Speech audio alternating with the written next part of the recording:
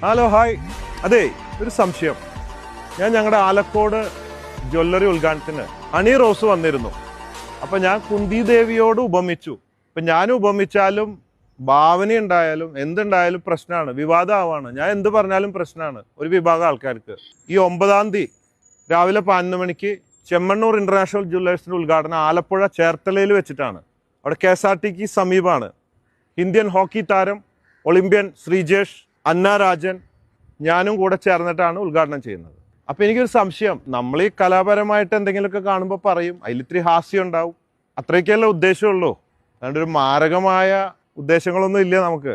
എങ്കിലും ഇപ്പോൾ ഒരു സംശയം, ഈ അന്നരാജനെ ഇവരൊക്കെ കാണുമ്പോൾ എന്തെങ്കിലും ഉപമിക്കാമോ ഇല്ലയോ, അല്ലെങ്കിൽ എന്തിനോട് ഉപമിക്കണം എന്നൊക്കെ എനിക്ക് പറയാൻ പേടിയപ്പോൾ. നിങ്ങൾ പറ, ഭൂരിപക്ഷം ആൾക്കാർ എന്താ പറയണേ, ഞാൻ അതുപോലെ ചെയ്തോളാം. അപ്പം പിന്നെ പരാതി ഇല്ലല്ലോ. അവിടെ വെച്ച് കാണാം. So conquer the world with love.